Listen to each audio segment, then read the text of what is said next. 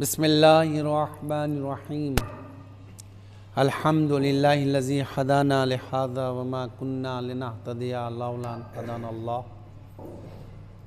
لقد جاءت رسل ربنا بالحق والصلاة والسلام وتحیۃ للاکرام علی بہا ذکرہ بحجۃ کافیہ وموعظۃ شافیہ ارسلہ بالدین المشہور والعلم الماثور والکتاب المستور والنور الساطع والرعاء اللامع سیدنا الممجد محمود الامجد ابی القاسم محمد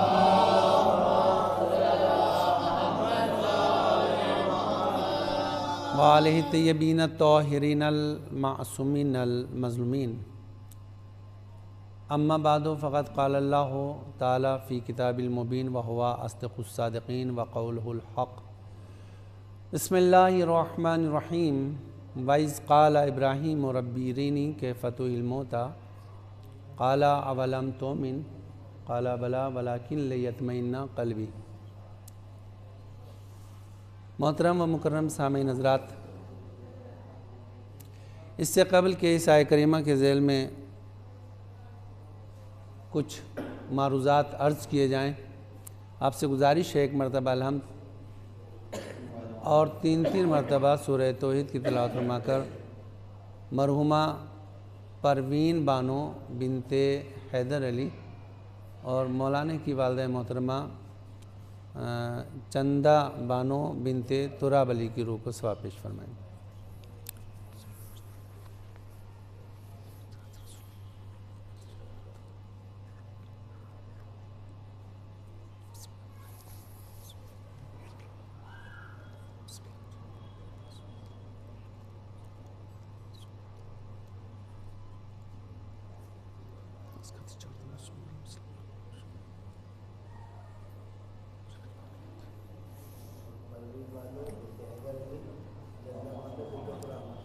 پروین بانو بنت حیدر علی اور چندہ بانو بنت تراب علی کی ارواح کو ثواب پیش فرمائیں۔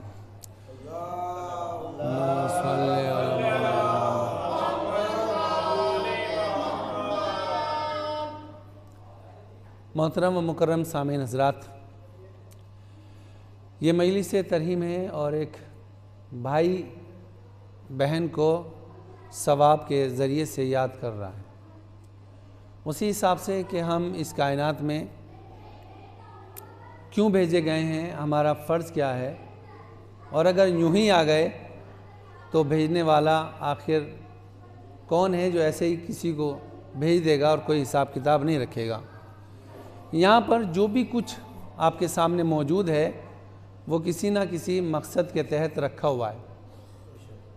اگر یہاں یہ مائک رکھا اس کا ایک مقصد ہے، کیمرہ لگا ایک مقصد ہے، فرش بچھا ایک مقصد ہے، یہ چھوٹی چھوٹی چیزیں جو سامنے رکھی ہوئی ہیں جب ان کا مقصد ہے تو کائنات میں جو اشرف المخلوقات بنا کر بھیجا گیا ہو وہ بغیر مقصد کے اسی طرح سے بھیج دیا گیا نہیں، اس کا بھی ایک مقصد ہے۔ کا مقصد کیا ہے؟ وَمَا خَلَقْتُ الْجِنَّ وَالْإِنسَ إِلَّا لِيَعْبُدُونَ۔ اللہ نے فرمایا کہ ہم نے جن و انس کو خلق نہیں کیا مگر یہ کہ وہ ہماری عبادت کرے۔ محترم و مکرم، شکر خداوند عالم کا کہ مجلس میں نہ کسی کثیر تعداد کی ضرورت ہوتی ہے اور نہ قلیل کے اوپر کوئی طنز کیا جاتا ہے۔ کثیر ہو جاتا ہے تو ان کا اپنا نصیب ہے کہ وہ آ کے رزق حلال روحانی حاصل کر لیتے ہیں، وہ تو ان کا نصیب ہے۔ اور نصیب بھی یہ کہا جائے کہ جس کو جس چیز سے لگن ہوتی ہے اس کی طرف وہ بار بار بڑھتا ہے، بار بار چاہتا ہے، اسے معلوم ہے کہ اگر اب گر گیا تو اٹھوں گا، چلوں گا، اپنی منزل تک پہنچ جاؤں گا۔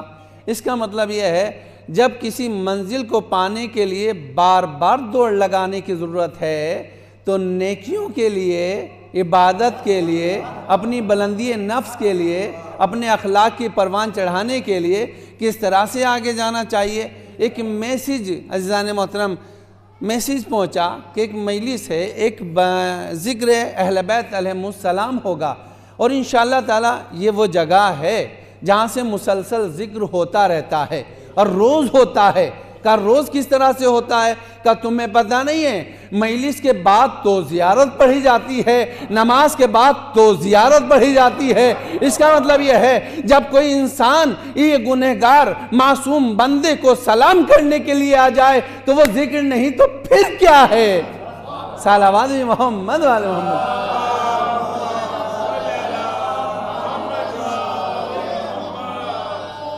ایک انسان یک کو تنہا آیا، آنے کے بعد نماز پڑھنا شروع کری، اور نماز پڑھنے کے بعد اٹھا، اور اٹھنے کے بعد اس نے باقاعدہ انگلی کو اٹھانے کے بعد کہا السلام علیکہ یا ابا عبداللہ، اے عبداللہ کے والد تجھ پر ہمارا سلام ہو۔ یہ کوئی معمولی چیز نہیں ہے۔ جو دور دروازے پہ کھڑا ہوا ہے، جو دور دراز انسان ہے، وہ دیکھ کر کہتا ہے آخر یہ کیا کہہ رہا ہے؟ سامنے کوئی نظر نہیں آ رہا اور یہ سلام بھیج رہا ہے، سامنے کوئی دکھائی نہیں دے رہا، یہ ادب سے کھڑا ہوا ہے، سامنے کوئی موجود نہیں ہے، یہ اشارہ کر کے کہہ رہا ہے۔ اس کا مطلب یہ ہوا یہ کا لفظ بتا رہا ہے کہ جس کو تمہاری نگاہیں نہیں دیکھ سکتی وہ یہ نماز پڑھنے والا دیکھ رہا ہے۔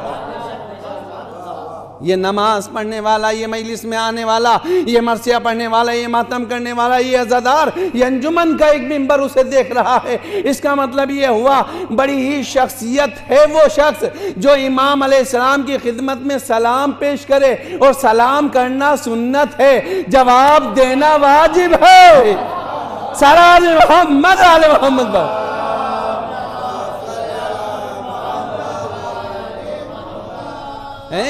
اس کا مطلب یہ ہوا عزادار نے اپنی محدود صلاحیتوں کو سامنے رکھ کر کے امام کو سلام کیا تھا، اور اس معصوم نے عصمتوں کو سمیٹ کر جواب سلام عطا کیا ہے۔ جس کا جواب سلام مل جائے اس انسان کو کوئی پریشانی ہو سکتی ہے، دقت ہو سکتی ہے، صدق دل سے شریک ہو اور امام کی خدمت میں سلام عرض کرے۔ میرے محترم سامعین، اس طرف کدھر کا کدھر نکل جانے کا ٹائم نہیں ہے، بس جلدی سے جلدی عرض کرنے کے بعد ختم دعا کرنا چاہتا ہوں۔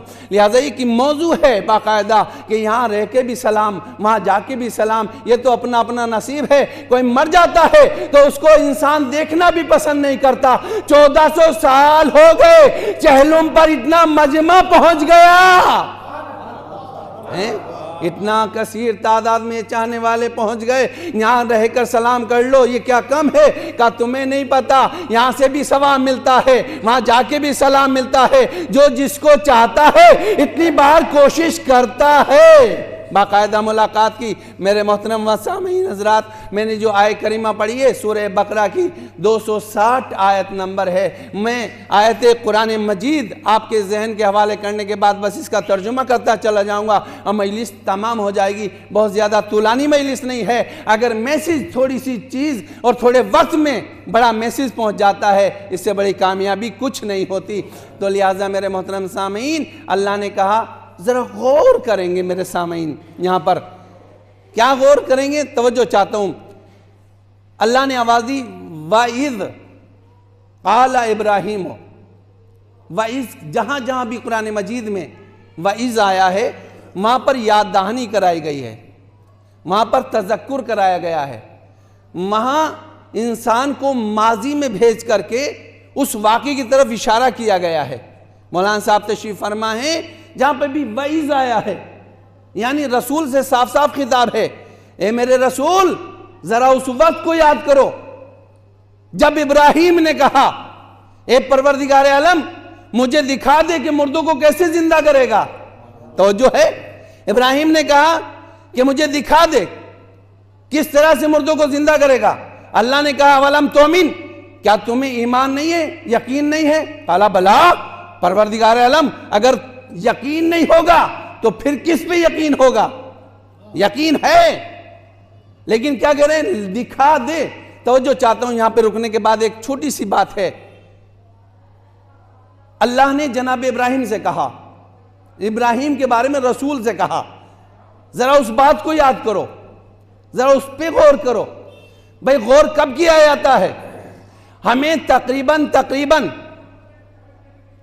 26 یا 27-28 سال ہو گئے، ایک ہی مدرسے میں رہتے تھے، پڑھتے تھے۔ اب جب بات کریں گے تو ہم کہیں گے ذرا اس بات کو یاد کرو جب استاد ایسے ایسے تمہیں وہ سبق پڑھا رہے تھے، مجانی و ادب کا پڑھا رہے تھے، شرح لما کا پڑھا رہے تھے، قرآن کی تفسیر سمجھا رہے تھے۔ اس کا مطلب یہ ہے کہ میں بھی موجود تھا، تم بھی موجود تھے۔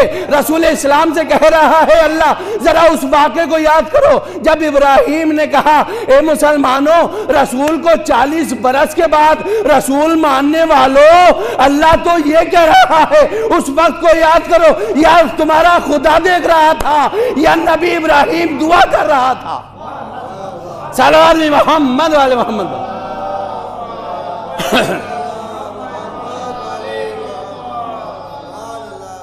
بس ابھی تھوڑا سا یہ ذہن میں آیا تھا کہ یہ نقطہ یہاں پر اس طرح سے شاید کہ حل ہو جائے اور پتہ چل جائے، اور یہ فرش اعضاء، یہ منبر، یہ باقاعدہ جو محراب کہا جاتا ہے، یہ وہ جگہیں ہیں کہ انسانی ذہن کھلتا چلا جاتا ہے، اس میں چیزیں آتی چلی جاتی ہیں، یہیں کی عطا ہے، اور یہیں سے یہیں یہ بات۔ اس کا مطلب یہ ہے کہ وحدہ لا شریک نے اس بات کا واضح طور پر اعلان کر دیا ہے کہ جب کوئی نہ تھا تو میں تھا، اور میرے ساتھ وہ ہستیاں تھیں جن کو ہم نے روز اول پیدا کیا تھا۔ رسول اسلام سے کہا ذرا اس وقت کو یاد کرو، کب کی بات ہے، کس وقت کی بات ہے؟ کہ جب ابراہیم نے کہا کہ پروردگار عالم دکھا دے، پتہ کیسے چلے؟ اب جو تفسیر میں دیکھا تو اس میں نظر آیا، علامہ ذیشان حیدر صاحب کی تفسیر ہو یا تفسیر نمونہ ہو یا تفسیر المیزان ہو یا دیگر وہ چھوٹی تصویریں جو یہاں پہ قرآن مجید رکھا ہو، ذرا اس میں دیکھیے گا۔ کب کی بات ہے؟ کہ جب اللہ نے اپنے عظیم پیغمبر حضرت ابراہیم کو سیر کرائی، زمین و آسمان میں آپ کو گھمایا۔ غور کر رہے ہیں آپ؟ اس کا مطلب یہ ہے جو جس سے دوستی رکھتا ہے اس کے ساتھ ساتھ جو ہاں وہ بیٹھتا ہے وہاں دوست بیٹھتا ہے، جہاں وہ جاتا ہے وہاں دوست جاتا ہے، جس جگہ وہ پہنچنے کی کوشش کرتا ہے دوست بھی ساتھ ساتھ جاتا ہے۔ جناب ابراہیم حبیب اللہ نے جناب ابراہیم کو اپنی دوستی کے لیے چن لیا ہے، لہذا آپ کو وہاں آپ کو گھمایا گیا، سیر کرائی گئی، اور جب جناب ابراہیم زمین و آسمان کے ذریعے سے سیر کرتے رہے، درمیان میں ایک مقام ایسا بھی آیا کہ انہوں نے دیکھا کہ ایک جانور ہے کہ جو آدھا پانی میں ہے اور آدھا باہر ہے، اور جو باہر ہے اسے باہر والے کیڑے کھا رہے ہیں، ان کیڑوں کو بڑے کیڑے کھا جاتے ہیں۔ ایسے پانی کے اندر ہے، پانی والے حشرات ان کو اس جسم کو نوچ نوچ کے کھا رہے ہیں، اور بڑے والے کیڑے آتے ہیں، پانی کے حشرات آتے ہیں، وہ ان کو کھا جاتے ہیں۔ یعنی ایک ہی گوشت ہے جو بہت سے متعدد جانوروں کے پیٹوں میں جا رہا ہے۔ تو اس وقت اللہ کے اس رسول نے کہا کیفا تحیی الموتی، تو کس طرح سے مردوں کو زندہ کرے گا؟ اللہ نے کہا اے میرے پیغمبر کیا تجھے یقین نہیں ہے؟ کہا یقین تو ہے لیکن اطمینان قلب کے لیے دیکھنا چاہتا ہوں۔ توجہ ہے؟ ابھی آیت سے باہر نہیں گیا ہوں، آیت ہے، بس مجھے آگے بڑھنا ہے، اور آگے بڑھنے کے بعد اسی آیت کریمہ کے ذریعے سے جو 260ویں آیت ہے اس کا ترجمہ کرتا چلا جاؤں گا۔ مجلس کو تمام کر دیں گے یہیں پر میرے محترم سامعین۔ کیوں تمام کر دیں گے؟ کہا اہل بیت علیہ السلام کی شان میں آیتیں نازل ہوتی ہیں اور ہمارے لیے حکم بن جاتا ہے۔ تو جو ہے قرآن مجید کی آیتوں پر عمل کرنا ہمارے لیے واجب ہے، اور اہل بیت عمل کرتے ہیں تو آیتیں اترتی ہیں۔ بھائی کہنا یہ چاہتا ہوں جن کے عمل کا استقبال قرآن کی آیتیں کریں ان کا کردار کتنا عالی ہے، کتنا بلند ہے کردار۔ میرے محترم سامعین، بس اللہ نے آواز دی خذ اربعۃ من الطیر، قال اللہ نے کہا دیکھنا چاہتے ہو لے لو، پکڑ لو، حاصل کر لو۔ اربعۃ من الطیر، طیر مانے پرندہ، 4 پرندوں کو حاصل کر لو۔ ثم اجعل علی کل جبل منہن، اور اس کو فسرہن اپنے سے مانوس کرو، اور ٹکڑے ٹکڑے کر کے قیمہ کر کے پیس کر کے اس کے گوشت کو پہاڑ کی چوٹیوں پر جا کر رکھ دو۔ فدوہن، اس کے بعد ان کو آواز دو. یہاں پہ رک جاتا ہوں آیت کریمہ کو آگے بڑھنے سے پہلے یہاں پہ رک جاتا ہوں کہ 4 پرندوں کو لیجئے. پرندے کیسے ہیں؟ بہت توجہ چاہتا ہوں میرے محترم سامعین. پرندے کیسے ہیں؟ پھر میں یہی کہوں گا کہ تفسیر قرآن، چونکہ اللہ نے کہا ہے کہ پرندوں کو لیجئے، 4 پرندوں، اور باتم کھل کے کہا ثم اجعل علی کل جبل، پہاڑوں کا ذکر نہیں کتنے پہاڑ پہ رکھنا ہے، لیکن پرندوں کا ذکر ہے کہ 4 پرندوں کو پکڑیے، حاصل کیجئے. اللہ کے رسول نے 4 پرندے کون کون سے لیے؟ تفسیر میں تھوڑا بہت ادھر پرندوں کے لیے الگ الگ نام دیے ہیں. کہیں گدھ ہے، کہیں بطخ ہے، تو کہیں مرغ ہے، کہیں کبوتر ہے. لیکن جتنے بھی مفسرین نے نام کو درج کیا، بوجھ تو نہیں بن رہی بات، صلوات محمد والے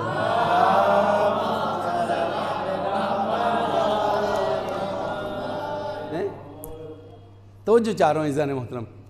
الفاظ بالکل چنے ہوئے، ادھر ادھر نہیں جانا چاہتا، چونکہ کل بھی مجلس ہونا ہے، اور جب سلسلے وار مجلس ہو جاتی ہیں تو ایک دوسری مجلس کو سامنے رکھا جاتا ہے. میسیج کیا دیا ہے؟ صلوات محمد والے محمد.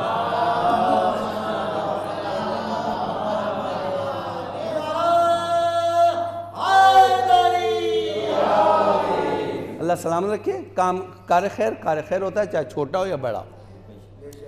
میرے محترم سامعین، 4 پرندوں کو لیجئے. علامہ ذیشان حیدر صاحب نے بھی اسی طرح سے، اور دیگر جو علامہ صاحب کا نام آ رہا ہے درمیان میں، تو ایک جملہ عرض کروں. ابھی سیکریٹریٹ تنظیم المکاتب کا یہیں پر آپ کے یہاں مسجد میں آ گیا تھا، ابھی فون آیا کہ علامہ ذیشان حیدر جوادی کے نواسے جو ویدانتا ہاسپٹل ہے اس کے اندر ہیں، اور انہیں خون او پوزیٹیو کی ضرورت ہے. اگر کسی کے پاس یہ خون مہیا ہے اور تندرست ہے تو ہاں او پوزیٹیو. باقاعدہ میں نے گروپ پہ ڈالا ہے، مولوی صاحب کو بھی بھیجا ہے، یہ بھی بھیج دیں گے. کسی کی جان کو بچانا بہت بڑا ثواب ہے، حالانکہ ٹائم معین ہوتا ہے، نہ ایک سیکنڈ پہلے نہ بعد میں. ہاں، اسی لیے میں نے اس کو درمیان میں عرض کیا ہے کہ تنظیم المکاتب کے سیکریٹری حجت الاسلام والمسلمین مولانا سید صفی حیدر زیدی صاحب قبلہ نے گزارش کی ہے کہ اگر کوئی خون ڈونیٹ کر سکتا ہے تو علامہ ذیشان حیدر جوادی صاحب کے نواسے ہاسپٹل ویدانتو میں ہیں، ان کو بہت سخت ضرورت ہے، اور اجر عظیم کا حامل ہوگا جو بھی دینے والا ہے، اور سیدہ اس کے گھر کی حفاظت فرمائیں گی. لہٰذا دعا ہے اس مجلس کے ذیل میں اور ذہن میں کہ اللہ اسے شفا کامل عطا فرمائے. اور جو دیگر بیمار ہیں، جیسے یہاں کے صدر صاحب کے بیٹا، یا وہ عمران بھائی کے ابو جان کی طبیعت خراب ہے، ان کی والدہ کے دفن میں ہم رہے ہیں ماشاءاللہ سے یہاں پہ. اللہ انہیں صحت عطا فرمائے، اور بچوں کے سروں پہ باپ کا سایہ قائم و دائم فرمائے. صلوات محمد والے محمد.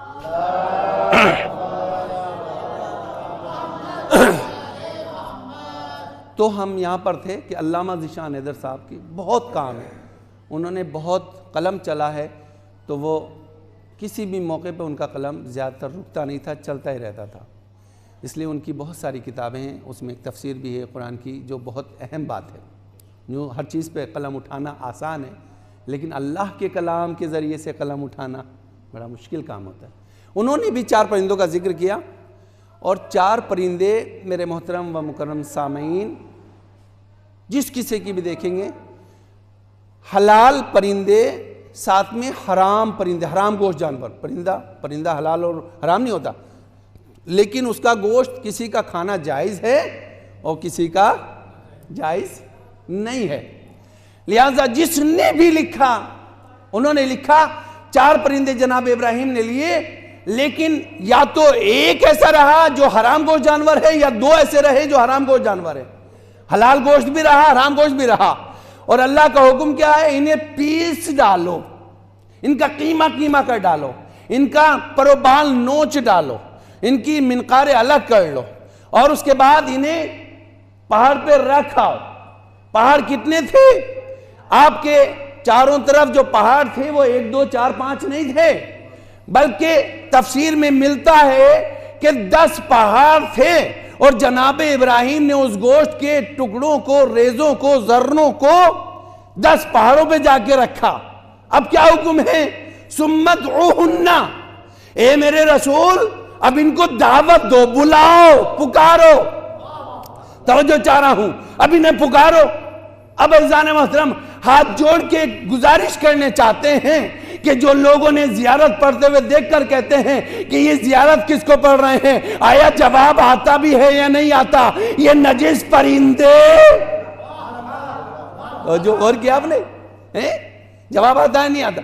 یہ نجس پرندے جو گوشت رکھا ہوا ہے، اللہ کے رہنے پکارو۔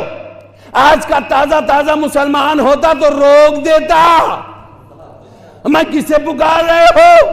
یہ تو گوشت ہے، یہ تو پسے ہوئے ہڈیاں ہیں، بالکل پسی ہوئی، یہ کیا جواب دے گی؟ لیکن اللہ کے رسول نے باقاعدہ آواز دی، ہر ایک پرندے کو بلایا، جیسے جیسے بلاتے رہے گوشت اڑ کے آیا اور اس منقار سے، چونچ سے ملنا شروع ہو گیا جو جس کی تھی۔ عزیزان محترم جناب ابراہیم ایک مرتبہ گیدڑ کی چونچ لیتے ہیں، چاہتے ہیں کبوتر پہ لگا دیں، کبوتر کی چونچ لیتے ہیں، چاہتے ہیں بت پہ لگا دیں، نہ بت والا گوشت منقار بت دیگر منقار پہ جاتا ہے، نہ ہی کوئی دوسرا گوشت دوسری چونچ پہ جاتا ہے، بلکہ جو جس کا تھا اسی پہ جاتا رہا، ہاتھ ہلاتے رہے، وہیں پر جاتا آتا رہا۔ جناب ابراہیم علیہ السلام نے کوشش کی کہ الگ الگ گوشت الگ منقار سے لگ جائے، لیکن جو جس کا تھا اسی چونچ پر جا کر لگا اور فوراً پرندے تازہ ہوئے اور پھڑ پھڑائے اور جناب ابراہیم کے ہاتھ میں زندہ ہوئے، اور تاریخ نے لکھا آپ کے نیچے بیٹھے باقاعدہ اور چند دانوں کو چنا، اس کے بعد اڑے ہیں۔ توجہ چاہتا ہوں عزیزان محترم، آخر اب بھی سمجھ میں نہیں آیا زمانے والوں کو کہ جناب ابراہیم نے پرندوں کو آواز دی ہے۔ لوگ سمجھتے ہیں یہ کیا کرتے ہیں؟ جب قبرستان میں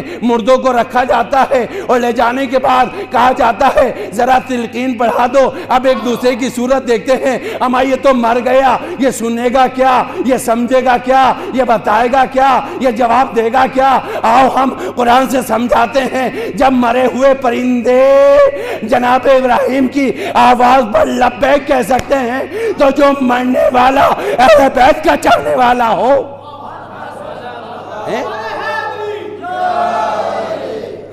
جو چاہنے والا اس کا چاہنے والا ہو، جس کی محبت میں جو جاتا ہے وہ مرتا نہیں ہے بلکہ شہید ہوتا ہے، بلکہ شہید ہوتا ہے۔ من مات علی حب آل محمد مات شہیدہ، من مات حب آل محمد مات مغفورہ، من مات حب آل محمد مات توابہ۔ اس طرح کی حدیثیں 12 ہیں۔ بغض آل محمد میں جو مرتا ہے وہ کافر مرتا ہے، منافق مرتا ہے، جاہل مرتا ہے۔ عزیزان محترم یہ بھی اپنے میں بہت اچھی دلیل ہے، جو محبت میں جائے وہ 12 درجوں پہ فائز ہوتا ہے، جو بغض میں جائے وہ 3 طرح کا لعنتی ہوتا ہے۔ صلوات محمد والے محمد۔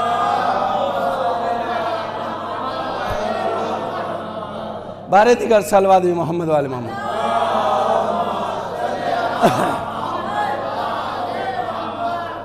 کسی بھی طرح کا میرے محترم سامعین ہم یہیں پر ہیں، اپنے ذہنوں کو ہمیں نہیں رکھنا ہے، آگے ہمیں نہیں جانا۔ کوئی کیا سمجھا، کس بات سے آگے بڑھا، وہ جانے، لیکن اتنا ہے کہ منافق مرتا ہے، جاہل مرتا ہے، کافر مرتا ہے۔ یہ حدیث ہمیں بتا رہی ہے کہ ہم کس طرف ہیں، والحمدللہ جو جانے والا ہے وہ ایسے نہیں، شہید مرا ہے، اور شہید کی ذمہ داری اللہ نے لی ہے۔ وَلَا تَحْسَبَنَّ الَّذِينَ قُتِلُوا فِي سَبِيلِ اللَّهِ أَمْوَاتًا بَلْ أَحْيَاءٌ عِندَ رَبِّهِمْ يُرْزَقُونَ۔ تم بھیجو یا نہ بھیجو وہ تو رب انتظام کر رہا ہے، وہ تو وہاں سے مل رہا ہے، اللہ پہلے کہہ چکا ہے۔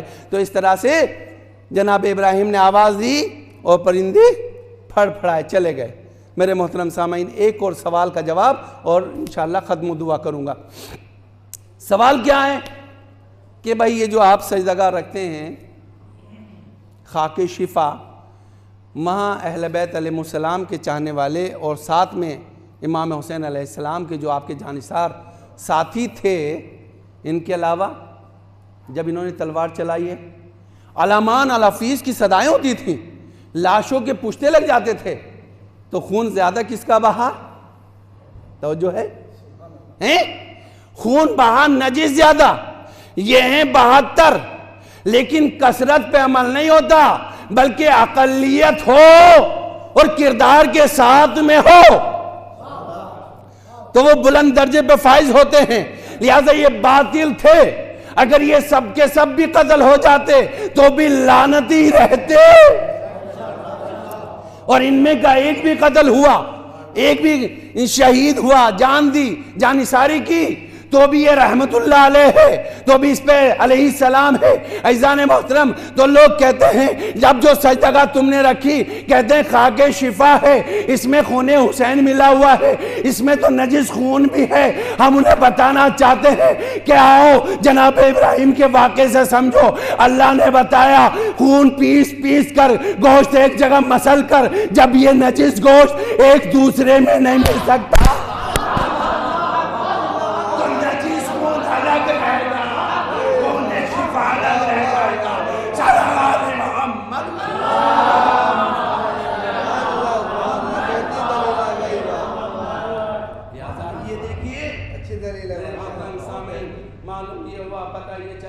ہم اہل بیت علیہ السلام کو ایسے یاد نہیں کرتے ہیں بلکہ انہیں طیب و طاہر اللہ نے کیا ہے۔ اللہ نے کہا انما یرید اللہ لیذهبعنکم الرجس اہل البیت ویطہرکم تطہیرا، وحدہ لا شریک نے انہیں پاک بنایا ہے۔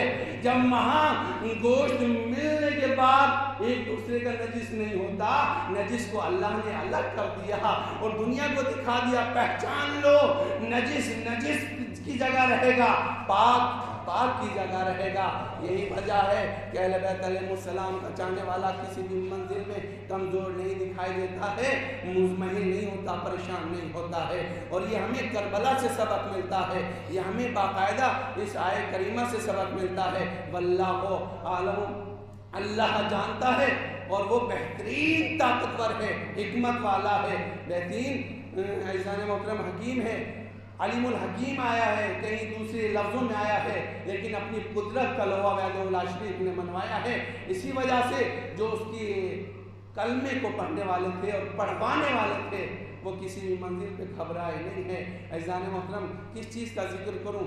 آج جو یہ دن گیا ہے، باقاعدہ ایک بہن کی تاریخ کا دن گیا ہے۔ اگر یہ نہ ہوتی تو کربلا میں دفن ہو جاتی اور یہ سلسلہ آگے نہ بڑھتا۔ یہ تو امام حسین علیہ السلام کی ہمشیرہ حضرت زینب کا کمال تھا کہ کربلا کے واقعات کو لے کر آ گئی، اور لینے کے بعد باقاعدہ اتنا نشر کیا، اتنے پیغام کو پھیلایا ہے، اتنے خطبات دیے ہیں، اور یزید ملعون کا منہ توڑ جواب دیا ہے۔ کون ہے وہ جو آج تک یہ پیغام ہم تک پہنچانے والا ہے؟ وہ حضرت سیدہ زہرا کی بیٹی جناب ثانیہ زہرا ہیں، جناب زینب سلام اللہ علیہا ہیں۔ عزادارو، کس موڑ کا میں آپ کو یاد دلاؤں؟ بس اتنا یاد دلانا چاہتا ہوں، ایک جملہ تو وہ جو مدینے سے چلتے وقت جناب زینب بے چین ہوئی تھی کہ بھیا یہ سامان رکھا جا رہا ہے، تیاری کی جا رہی ہے، آپ کی بہن دیکھ رہی ہے۔ آپ نے مجھ سے نہیں کہا، آپ نے کہا بہن زینب چونکہ آپ عبد حضرت عبداللہ میں ہیں، آپ کو میں اپنی مرضی سے نہیں لے جا سکتا جب تک کہ عبداللہ اجازت نہ دے دیں۔ کیا بھائی کی محبت تھی، آ گئی اور آنے کے بعد کہا عبداللہ اس علی کی بیٹی نے آج تک تم سے کوئی سوال تو نہیں کیا۔ عزادار وہ چند مسائل کے جملے اور ختم دعا کر رہا ہوں۔ اے بھیا، آپ کو باقاعدہ صبر جمیل عطا فرمائے۔ آج آپ کے سر پہ نہ باپ کا سایہ ہے، سایہ مادری سے بھی آپ دور ہو گئے۔ ہاں عزادارو، لیکن ماں کے لیے اگر بچہ دعائیں کرتا، کار خیر کراتا ہے، مرنے کے بعد بھی ماں کی روح بچے کو دعا دیتی ہے۔ لیکن مشکل یہ ہے کہ اگر ماں کو دیکھنا چاہیں سامنے نہیں ہے، باپ کو دیکھنا چاہیں سامنے نہیں ہے، بڑی بہن چلی گئی، دو بھائی رہ گئے، ایک آپ کے سامنے ہے، ایک وہاں ہے، ایک بہن رہ گئی۔ عزادارو، اس سے پہلے جب میں آیا تھا ماں سامنے تھی، اسی کمرے میں تھی، لیکن آج وہ جگہ خالی ہے۔ عزادارہ میں کربلا یہ وہی سمجھ سکتا ہے جس کے سایہ سر سے ماں کا چلا گیا ہو یا بابا کا چلا گیا ہو۔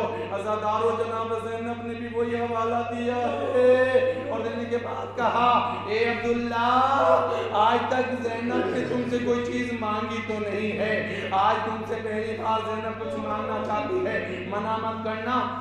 عزاداروں جناب عبداللہ نے کہا شہزادی آپ پائیں کیوں مت کھڑے ہوئیے، آپ سرانے آئیے، میں آپ کا احترام کرتا ہوں۔ عزاداروں جناب زینب نے کہا میرا سوال اپنی جگہ پہ موجود ہے، آپ بتائیے مجھے اجازت دیتے ہیں؟ آپ نے فرمایا شہزادی جب آپ کا ہم سے ہوا تھا آپ کے بابا نے یہی شرط رکھی تھی، اے عبداللہ اگر میری بیٹی اپنے بھائی کے ساتھ جانے لگے تو تم منع مت کرنا، میں انتظار کر رہا تھا وہ کب وقت آئے گا۔ ہاں وقت آ گیا، شہزادی رکو، ان دونوں بچوں کو ساتھ میں لے جاؤ، ایک کو میری جانب سے اور ایک کو اپنی جانب سے قربان کر دینا اگر بھائی پہ کوئی ایسا ویسا وقت آ جائے۔ عزاداروں یہ چند جملے تھے جو میں نے آپ کے گوش گزار کیے، لیکن ایک جملہ اور دینا چاہتا ہوں جو مسلسل آپ نے سن رکھا ہے۔ دربار یزید ہے، تخت پر بیٹھا ہوا ملعون یزید ہے، ایک مرتبہ دیکھتا ہے رسن بستہ قیدی کھڑے ہوئے ہیں۔ عزاداروں فوراً پوچھا اچھا یہ پہچنواؤ تو صحیح ہے کون کون ہے؟ اب ایک آدمی آگے بڑھا، اس نے پہچنوایا حاضہ زین العابدین، حاضہ زین العابدین، حاضہ محمد باقر۔ عزاداروں جناب محمد باقر ابھی 2 برس کے تھے، آپ پہنچتے پہنچتے کچھ برس کچھ سن آگے بڑھا 2-4 مہینے، لیکن اس کے آگے کی منزل آئی، پہچنوایا حاضہ سکینہ، جناب سکینہ کا نام سنا، اچھا یہی وہ بچی ہے جو اپنے بابا سے بہت زیادہ پیار کرتی تھی۔ عزاداروں پھر کہا حاضہ زینب بنت علی، جناب زینب کا نام آیا، درمیان میں تھی جناب زینب۔ ظالم کہتا ہے ان بیویوں کو ہٹاؤ، میں زینب سے بات کرنا چاہتا ہوں، بس مجلس تمام کر دی عزاداروں میں آگے نہیں بڑھنا چاہتا اور نہ مجلس کو طولا نہیں کرنا چاہتا ہوں، چند جملے پڑھنے کے بعد ختم دعا کر رہا ہوں۔ اے عزاداروں جیسے ہی ظالم نے کہا عورتوں کو ہٹاؤ میں زینب سے بات کرنا چاہتا ہوں، ایک مرتبہ عورتوں نے جناب زینب کا حلقہ بنا لیا، ارے شہزادی، اور ظالم اسے ہماری شہزادی سے بات کرنا چاہتا ہے، ہم ایسا نہیں ہونے دیں گے۔ لیکن ظالم نے کہا تازیانہ لو، ان کی پشتوں پہ لگاؤ۔ ظالم تازیانہ لے کر آگے بڑھا، اب جو بیویاں تھیں سامنے جناب زینب کے، آپ کی وہ خاتون جو ماں کے ساتھ رہی، جس کو فضہ کہا جاتا ہے، سامنے آگے کھڑی ہو گئی اور آنے کے بعد کہا اے ظالم جب تک میں زندہ ہوں تو میری شہزادی سے بات نہیں کر سکتا۔ عزاداروں ایک مرتبہ کہا آگے بڑھ، آگے بڑھنے کے بعد اس عورت کے بھی تازیانہ لگا دے، اور جیسے ہی ظالم نے تازیانہ اٹھایا فضہ آواز دیتی ہے اے حبشی غلاموں، اجرکم اللہ تعالیٰ ہو، اے حبشی غلاموں ہو، ارے تمہاری ایک خاتون پر، قبیلے والی عورت پر یہ ظالم غیر پر ہاتھ اٹھائے، ارے تمہاری غیرتوں کو کیا ہو گیا؟ اب جو حبشی غلام تھے انہوں نے تلواریں نکال لی، یزید کی طرف بڑھے، آواز یزید اس تازیانے کو روک لے ورنہ یہ تلواریں چلیں گی، خون کی ندیاں بہہ جائیں گی۔ ارے غضب ہو گیا، یزید نے اشارہ کیا کہ تازیانہ روک لے، جناب زینب کلیجہ منہ کو آنے لگا، مدینے کا رخ کیا، اے میرے اچھے نانا، ارے دربار میں کنیز کے ہمدرد اتنے نکل آئے، آپ کی بیٹی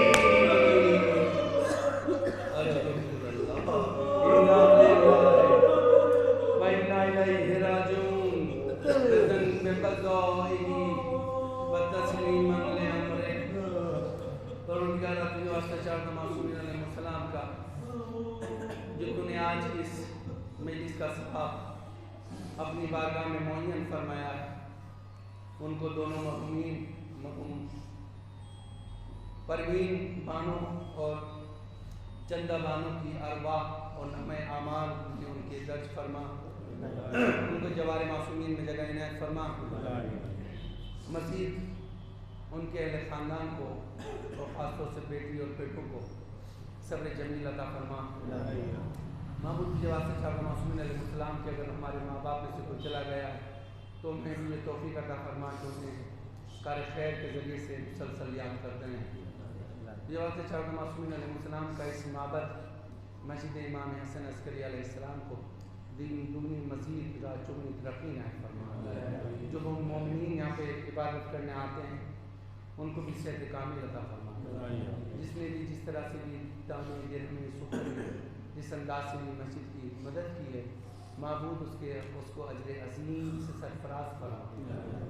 یہ واسطے چاہتا معصومین علیہ السلام کا جہاں جہاں بھی ہمارے معبد ہیں ان میں بھی مزید رونق عنایت فرما، جو امام بارگاہ ہیں انہیں بھی مضبوطی عطا فرما۔ پروردگار کے واسطے چاہتا معصومین علیہ السلام کا امام کے ظلم میں تعجیل فرما اور ہم کو ان کے انصار میں شمار فرما۔ آمین یا رب العالمین۔ آپ سے ایک مرتبہ پھر گزارش ہے، ایک مرتبہ الحمد اور 3 مرتبہ سورہ توحید کی تلاوت فرما کر مرحومہ پروین بانو بنت حیدر علی اور چندہ بانو بنت تراب علی کی حضور کو ثواب